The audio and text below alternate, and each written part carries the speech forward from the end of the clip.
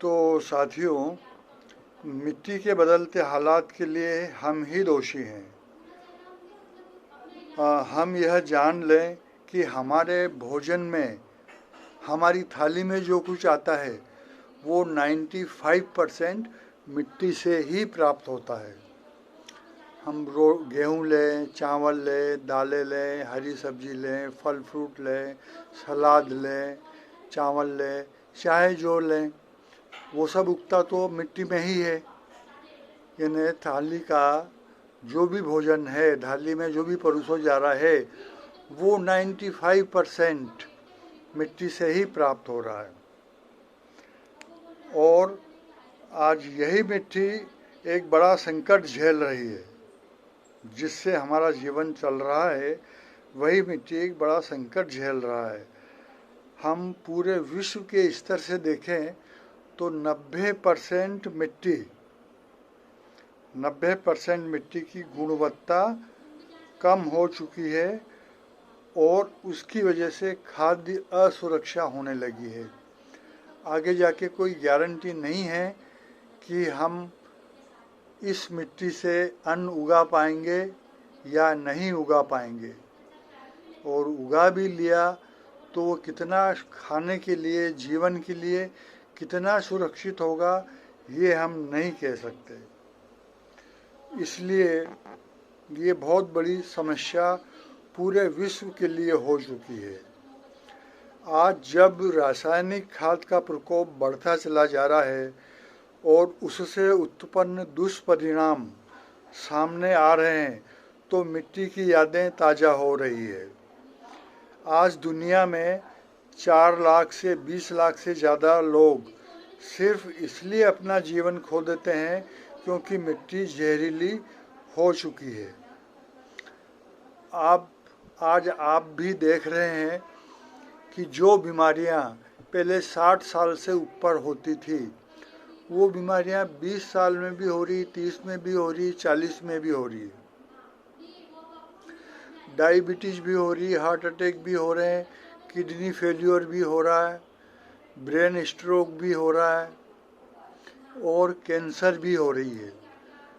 इन सब बीमारियों के होने में हमारी जहरीली मिट्टी का बहुत बड़ा रोल है।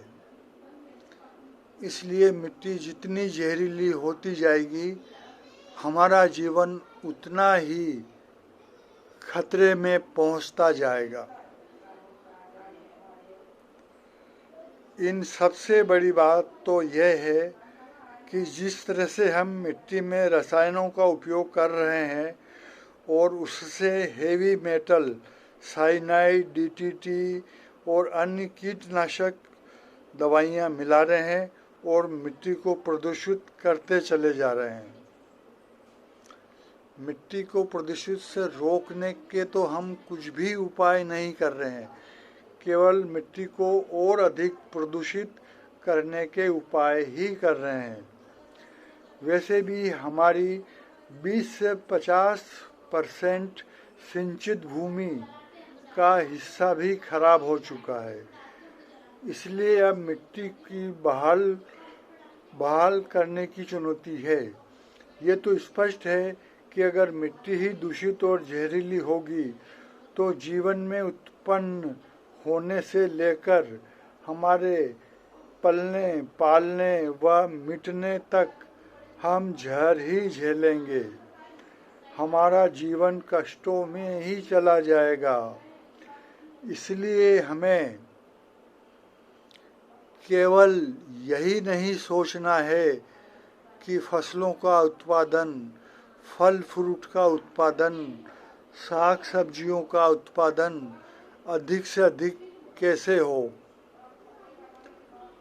इस पे ही नहीं सोचना पड़ेगा, क्योंकि ये तो अब सब फसलें, खाद्य पदार्थ धीरे धीरे पूरी तरह से जहरीले होते जा रहे हैं और जहर उगलते जा रहे हैं, और इसीलिए इतनी कम उम्र में सभी तरह की बीमारियां हो रही है और कैंसर भी हो रही है, और उन्हीं से बहुत सारी मौतें भी हो रही है, जिनके सही आंकड़े तो उपलब्ध नहीं हैं, लेकिन एक अनुमान है कि 4 लाख से 20 लाख लोग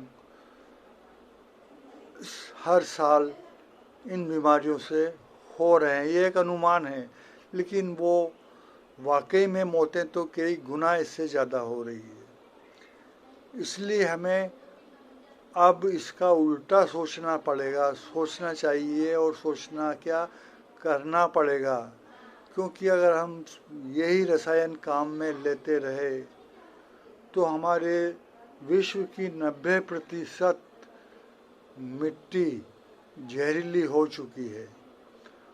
और जहरीली मिट्टी क्या उगलेगी, जहर तो उगलेगी। और अभी भी हम जहर से ही पल रहे हैं, जहर से ही जीवन यापन कर रहे हैं।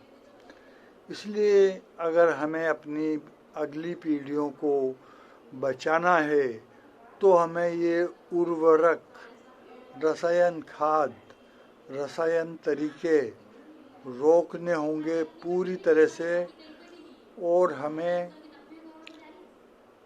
अपने देसी तरीके अख्तियार करने पड़ेंगे, और जिसमें मुख्य केवल एक है कि हम देसी खाद उपयोग करें, केंचुए से बने हुए खाद उपयोग करें, गोबर से बने हुए खाद उपयोग करें। इससे जमीन हमारी वापस उर्वरक होगी। हालांकि फसल की मात्रा कम होगी, खाद्य पदार्थ की मात्रा कम होगी, लेकिन जहरीली तो नहीं होगी। इसलिए इसके अलावा और कोई उपाय नहीं है कि हम देसी खाद का उपयोग करें और उसका अधिक से अधिक उत्पादन करें। रासायनिक खाद उत्पादन करने की बजाय हम देसी खाद का उत्पादन बढ़ाएं और देसी खाद का ही खेतों में, फसलों में, फल फ्रूट में, सलादों में, सब्जियों में देसी खाद का ही उपयोग करें। ये ही हमारी आगे आने वाली पीढ़ियों को इन खतरनाक बीमारियों से बचाएगी और मनुष्य का जीवन भी बचाएगी। इसके अलावा कोई रास्ता नहीं है। इस पे आप चिंतन करें, मनन करें और इस बात को लागू करें, नहीं तो आपका और हमारा और हमारी आने वाली पीढ़ियों का क्या भविष्य होगा, ये आप अच्छी तरह से समझ गए होंगे। धन्यवाद।